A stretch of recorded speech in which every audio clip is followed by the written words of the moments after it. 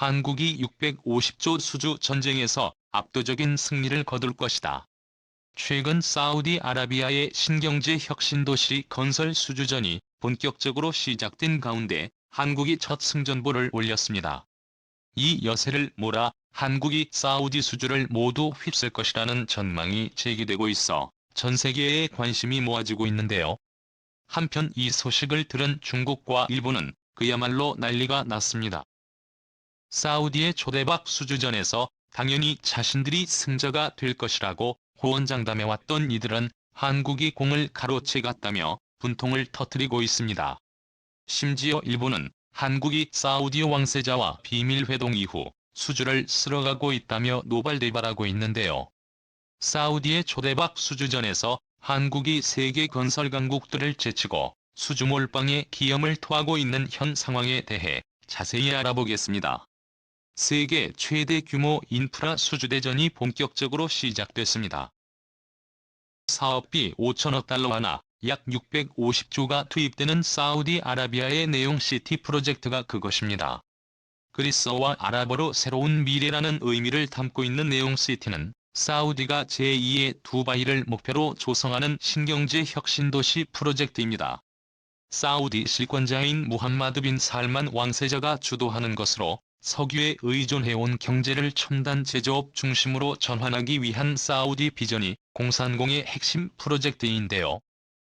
구체적으로는 길이 170km에 달하는 자급자족형 직선도시 더 라인, 바다 위에 떠있는 팔각형 첨단 산업단지 옥사군 대규모 친환경 산하관광단지 트로제나로 구성됩니다. 여기에 높이 500m, 세계 최대 너비를 가진 쌍둥이 빌딩도 들어설 계획이라고 알려져 있죠.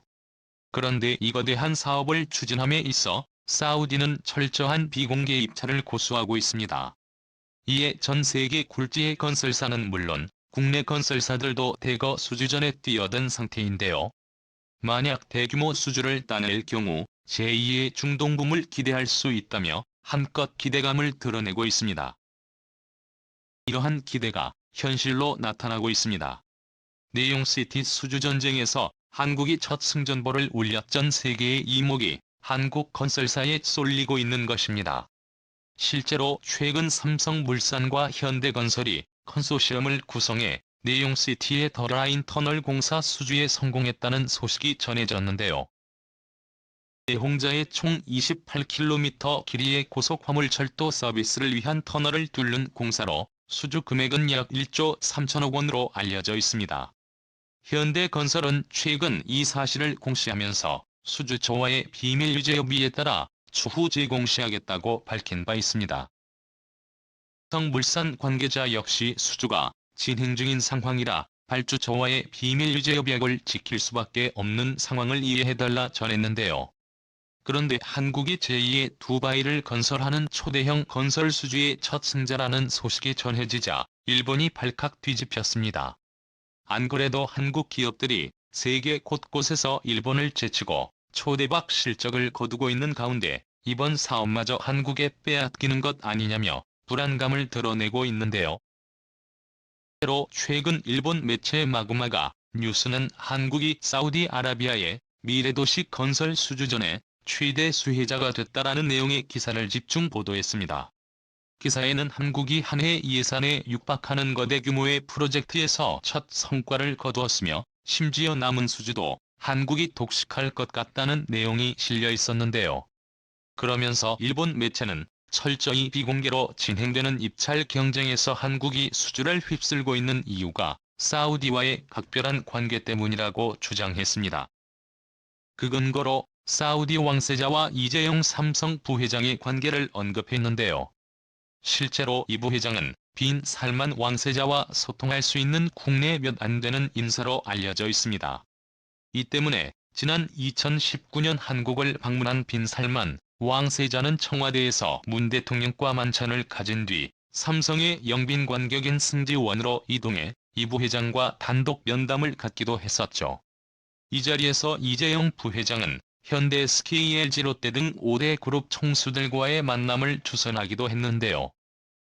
일본 매체는 이날의 비밀 회동 이후 빈 살만 왕세자가 한국 기업들에게 각별한 애정을 보이고 있으며 결국 파리 안으로 굽듯 빈 살만 왕세자가 한국에 내용시티 수주를 몰아줄 것으로 보인다며 부러움을 나타냈습니다.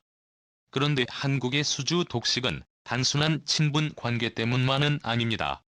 그동안 우리 기업들이 전 세계 건설 시장에서 보여준 최고의 기술력이 쌓이고 쌓여 묻지도 따지지도 않고 한국이라는 공식을 만들어진 것인데요.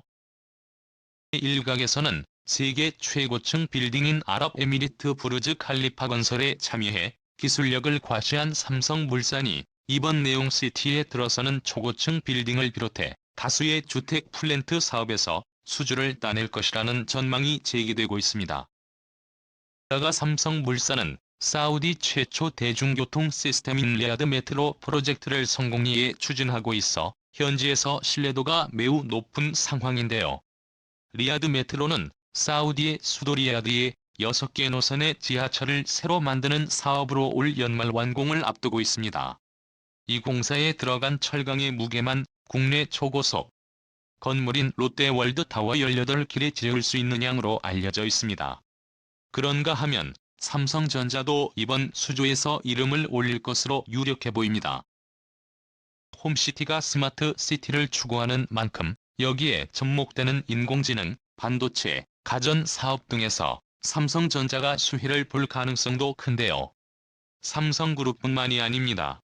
최근 사우디 진출을 적극적으로 모색해온 현대차그룹도 대규모 수주를 따낼 가능성이 높아졌습니다. 현대차는 도심항공기, 로봇, 자율주행 같은 스마트시티 사업을 미래 먹거리로 삼고 있어 그룹 차원에서 네옴시티에 적극 참여하는 것으로 알려져 있는데요. 특히 이번 네옴시티에서는 바닷물을 이용해 그린 수소를 생산하는 프로젝트도 추진하고 있어 현대차는 수소연료전지와 수소차 진출도 모색하고 있습니다. 이렇듯 한국이 전 세계 건설 강국들을 따돌리고 사우디 최대의 건설 수주를 휩쓸 것이라는 전망이 가시화되자 일본 매체는 부러움을 넘어 분통을 터뜨리고 있습니다. 그동안 한국이 세계 최고의 건설 강국으로 급성장하는 동안 일본은 과거의 영광에 사로잡혀 제자리 걸음만 하고 있었다며 자조 섞인 목소리를 냈는데요. 심지어 일본 매체는 한국의 성장을 방해하기 위해 수출 규제를 일삼은 탓에 한국과의 격차를 더욱 벌리고 말았다며 일본 정부의 무능한 행정을 비난했습니다.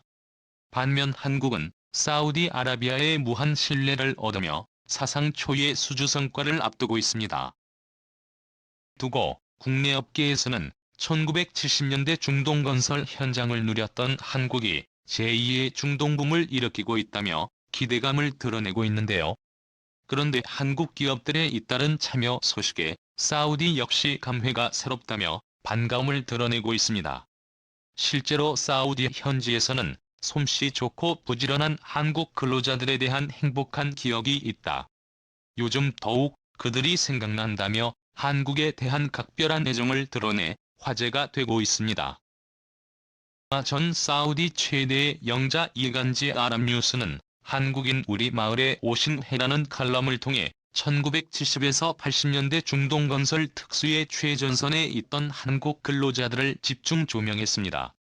크리스마스 캐럴인 산타 할아버지의 우리 마을에 오신 해를 인용한 제목에서도 알 수 있듯이 사우디가 한국 근로자들을 얼마나 친근하고 반가운 존재로 여기는지 알 수 있는데요.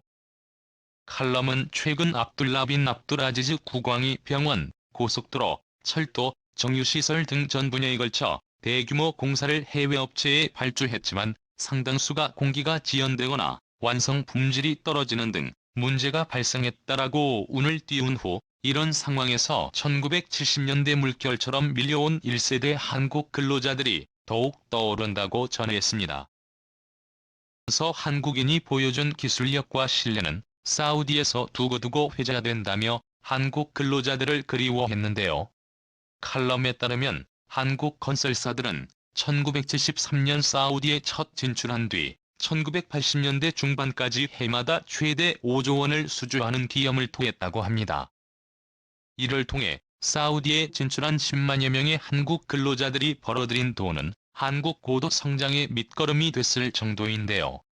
비록 1980년대 후반 유가 하락으로 발주량이 급감하면서 중동 붐은 사그라졌지만 한국 근로자들이 남긴 성과는 지금까지 사우디인들에게 깊은 인상을 남겼다며 한국을 극찬했습니다. 그런데 칼럼은 최근 들어 한국의 근로자들을 더욱 생각나게 하는 일이 있는데 그 이유가 중국과 일본 때문이라는 사실을 폭로했습니다. 중국과 일본의 건설 기술 수준이 한국에 비해 월등히 떨어지다 보니 한국과 비교할 수밖에 없다며 분통을 터뜨렸는데요. 실제로 칼럼은 최근 사우디의 기간시설 공사를 맡은 중국과 일본이 공사비를 예정 물가에 비해 덜 주는 것도 아니고 최신 공법도 많이 등장했는데 완공이 지연되고 질도 떨어지는 시설물을 보며 많은 사우디인이 고개를 갸웃거린다 라고 전했습니다.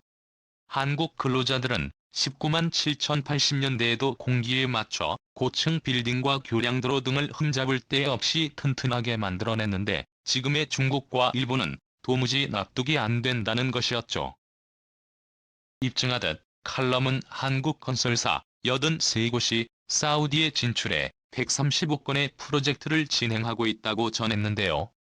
그러면서 이번 네온시티 프로젝트를 계기로 한국이 또다시 오고 있다며 기대감을 감추지 않았습니다. 사우디의 한국 사랑은 건설뿐만 아니라 다양한 분야에서 나타나고 있습니다. 최근 사우디는 한국의 다각적인 협력을 요청하며 교류를 강화하고 있는데요. 대표적인 것이 한국과 사우디 간의 방산 협력입니다. 이 끊이지 않는 사우디는 전 세계에서 무기를 가장 많이 수입하는 국가 중 하나인데요. 이 애호경용 미사일을 확보하기 위해 러시아와 접촉하던 사우디는 러시아가 우크라이나 침공으로 수출 제재를 받으면서 한국의 천궁도 도입을 검토하고 있습니다. 더불어 천궁도에 의한 하디펜스가 개발 중인 고성능 복합대공하기 비호투에도 큰 관심을 보이고 있습니다. 한편 최근 사우디는 한국과 원유 및 수소 등 미래 에너지 공급망 안정화를 위한 협력을 꾀하고 있습니다. 실제로 지난 23일 이창향 산업자원부 장관과 압둘 아지즈 빈 살만 사우디 에너지부 장관이 화상면담으로 에너지 부문 협력 강화를 도모했다는 기사가 전해졌는데요. 한국은 이번 면담을 통해 사우디가 역점적으로 추진 중인 수소 생산 프로젝트에 우수한 한국 기업들이 참여할 수 있도록 사우디 정부에 적극적인 관심과 지원을 요청했습니다. 한국과 사우디 간 다각적인 교류 협력이 이어지면서 일각에서는 사우디 곳곳에 한국의 손길이 닿지 않는 곳이 없을 정도라는 말까지 나오고 있는데요. 앞으로도 한국이 사우디와의 긴밀한 협력이 이어져 제2의 중동붐을 실현할 수 있길 기대해봅니다. 이상이 대한민국 만세